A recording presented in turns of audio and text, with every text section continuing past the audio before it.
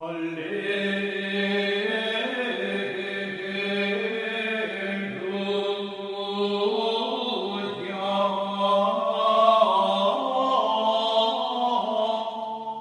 Senhor esteja convosco.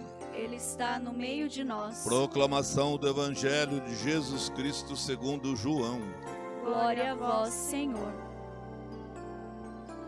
Naquele tempo, disse Jesus às multidões dos judeus: Eu sou o pão vivo descido do céu.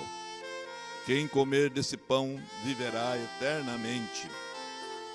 E o pão que eu darei é a minha carne, dada para a vida do mundo.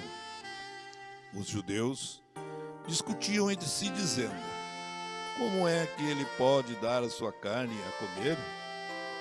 Então Jesus disse: em verdade vos digo, se não comerdes a carne do Filho do Homem e não beberdes o seu sangue, não tereis a vida em vós. Quem come a minha carne e bebe o meu sangue tem a vida eterna, e eu o ressuscitarei no último dia. Porque minha carne é a verdadeira comida, e o meu sangue, verdadeira bebida. Quem come a minha carne e bebe o meu sangue, permanece em mim e eu nele.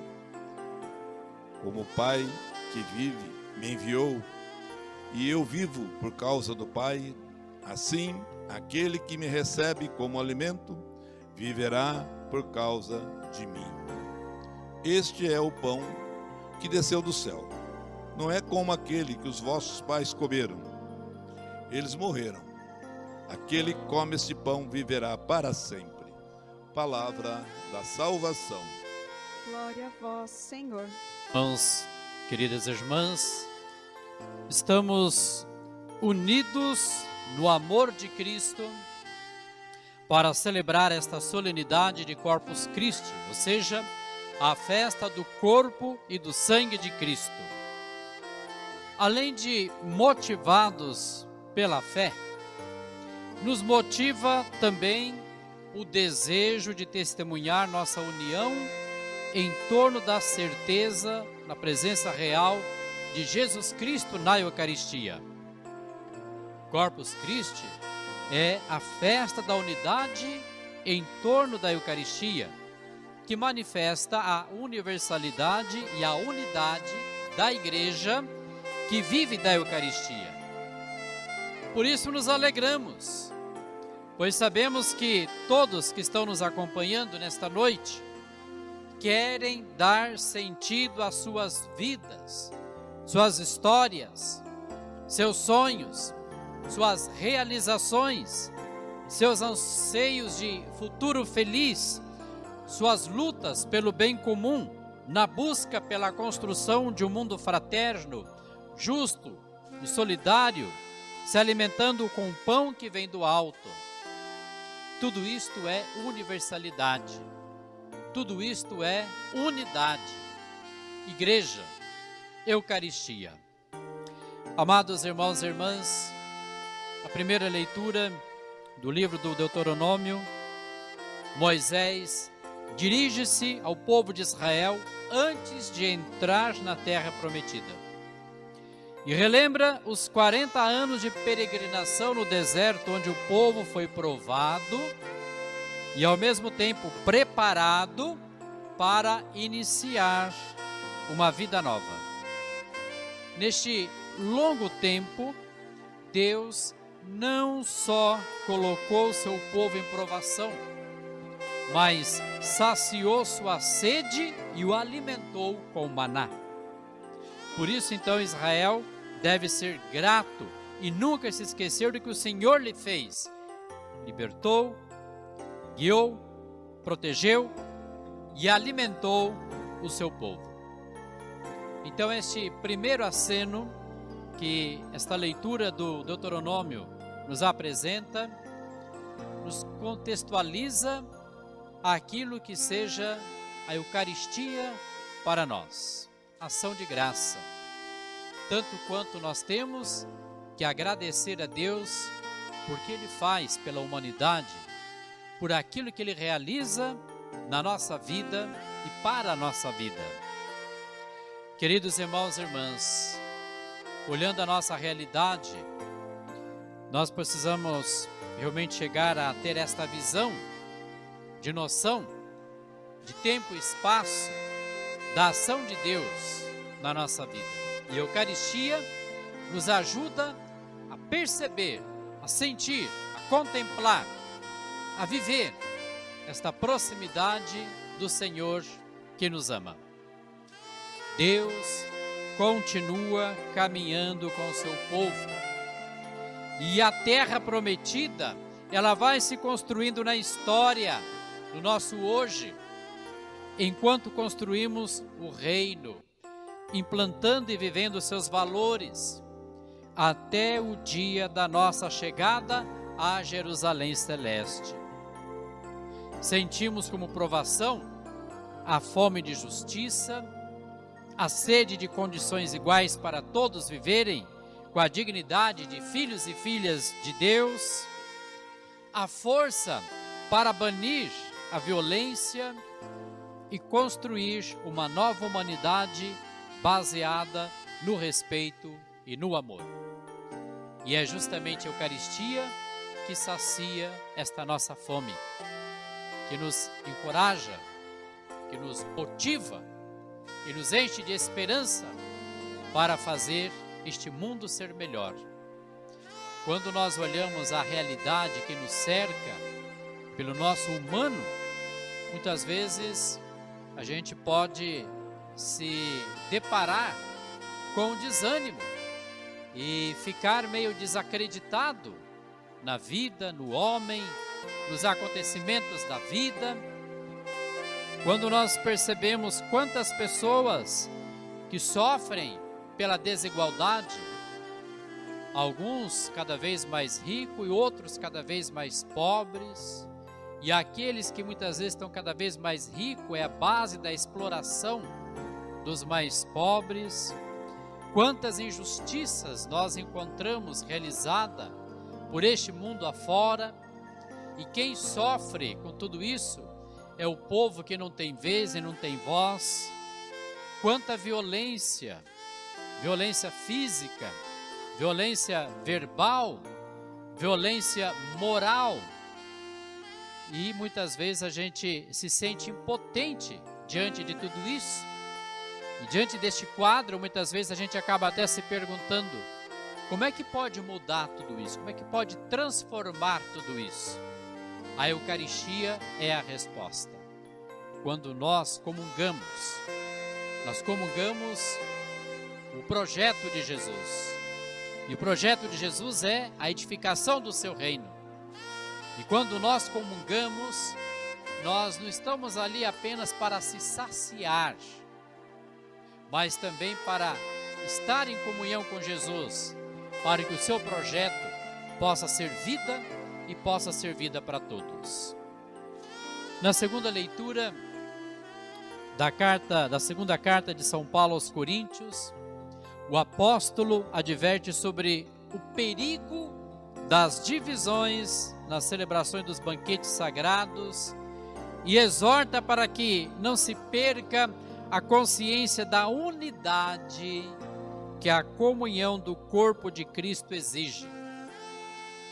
Quem comunga o Senhor, comunga seu desejo de alimentar a vida de comunhão plena. E Paulo recorda que a experiência da Eucaristia, partilha do único cálice de bênção e do único pão partido, é comunhão com o sangue e com o corpo de Cristo. A Eucaristia é o princípio da comunhão na vida da igreja, e convoca a todos para a mesma missão em busca da unidade. Amados irmãos e irmãs, não tem sentido nenhum dizer que estamos na igreja, que somos igreja, que somos discípulos de Jesus.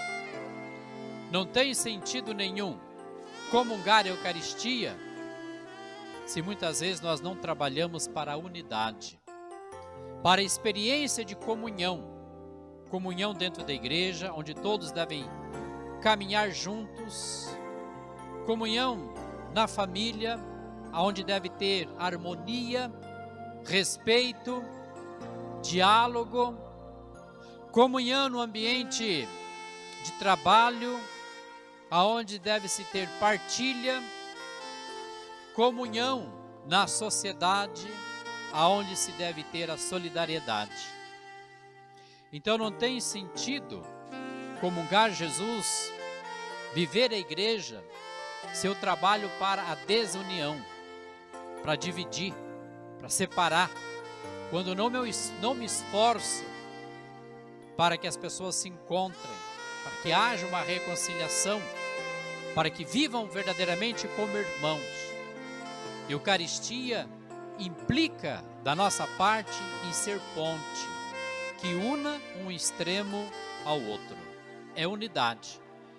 Então, todas as vezes que nós comungamos Jesus, nós assumimos a responsabilidade de trabalhar, de viver, de construir, de cultivar a unidade entre nós.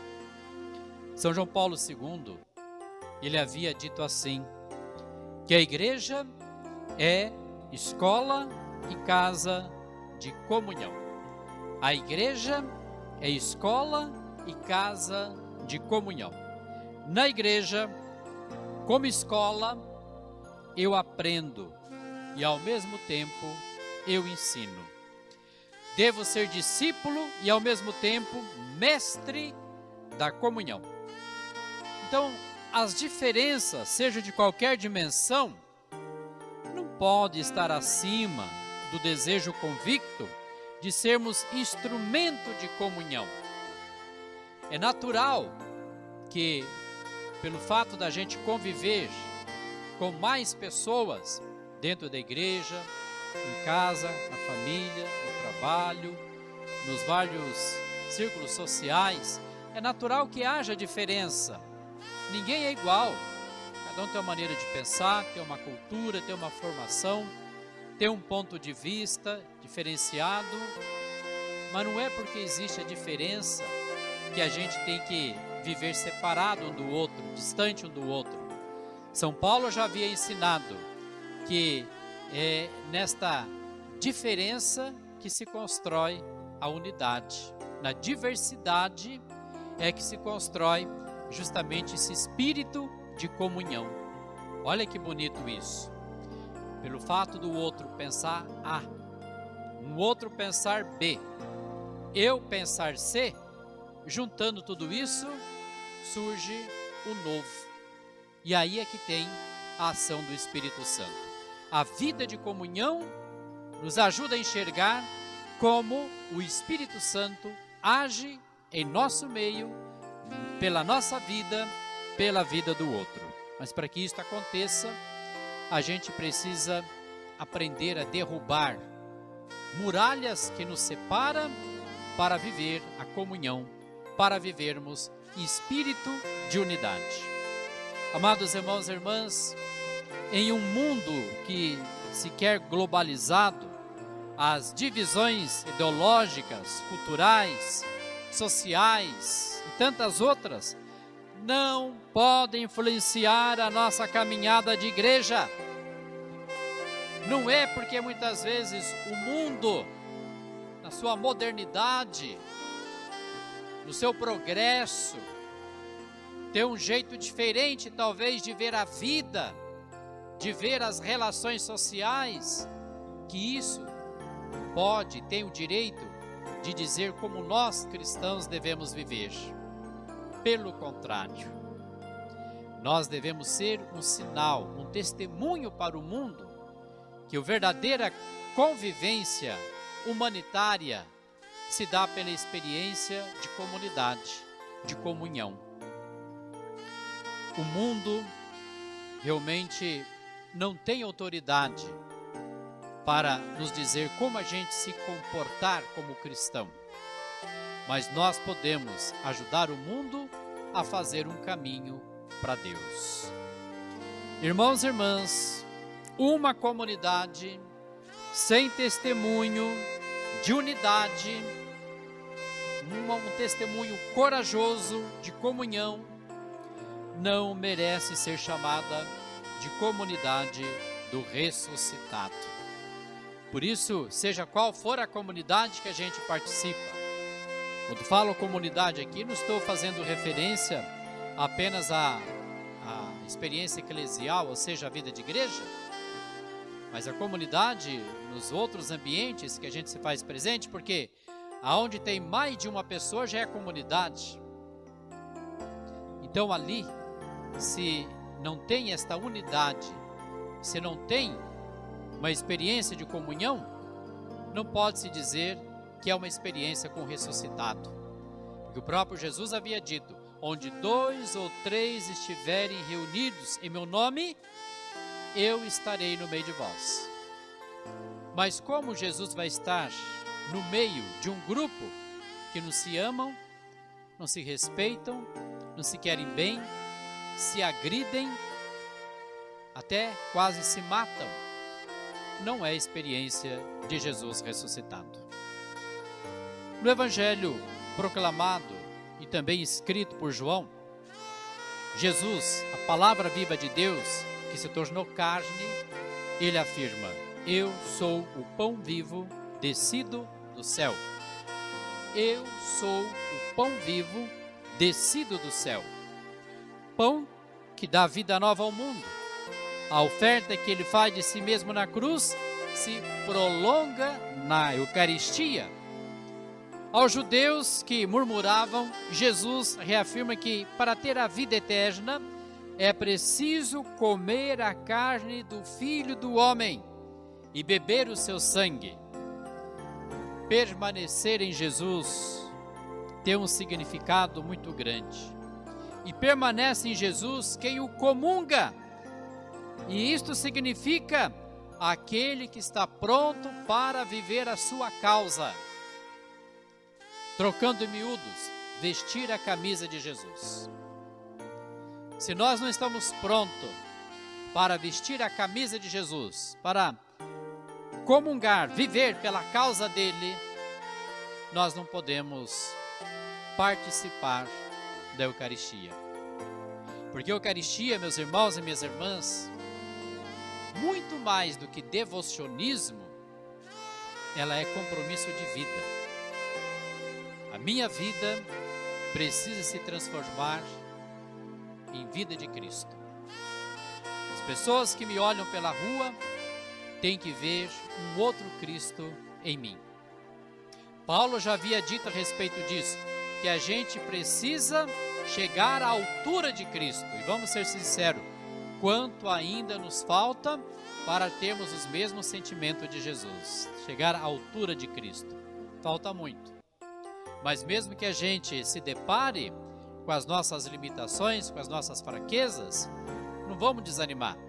Vamos continuar trabalhando pela nossa santificação e também pela nossa perfeição. Irmãos e irmãs, hoje aqui reunidos e unidos pela Eucaristia, fazemos nosso encontro pessoal com Jesus Cristo, que dá sentido à nossa vida. Nesta festa de Corpus Christi, proclamamos nossa fé na sua presença real e mostramos nossa gratidão por tão grande dom, por tão grande presente. E é certo que a festa que celebramos nasceu da necessidade de mostrar ao mundo o tesouro da igreja escondido nos nossos tabernáculos. Mas quando comungamos, somos sacrários vivos de Jesus Cristo, realmente presente em nós na hóstia consagrada. Infelizmente, este ano nós não podemos realizar a procissão de Corpus Christi, aonde nós manifestamos publicamente Jesus vivo, real, presente na Eucaristia. Mas vou ser bem sincero com você, isso não é problema de não ter realizado procissão. Sabe por quê? Porque você é a procissão. Como eu falei agora de pouco, pela rua caminhando, você tem que ser esse tabernáculo, esse ostensório que as pessoas têm que passar e olhar diante de você e não ver você, mas ver Jesus presente na tua vida. Então você é a procissão do dia a dia desse Corpus Christi. Que o Senhor, meus irmãos, minhas irmãs, nos faça compreender que só a vida de comunhão pode estabelecer a união desejada por Deus, para que todos sejam um. Que a vida de comunidade seja alimentada pela Eucaristia.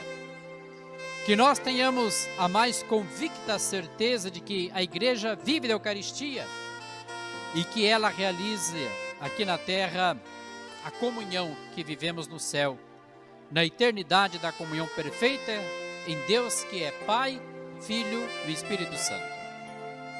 Maria, mulher eucarística, primeiro sacrário do corpo de Cristo, nos ajude a levar a presença de Jesus Cristo a todos os ambientes em que estamos e nos ajude a ter a coragem de enfrentar as dificuldades que encontramos na vida.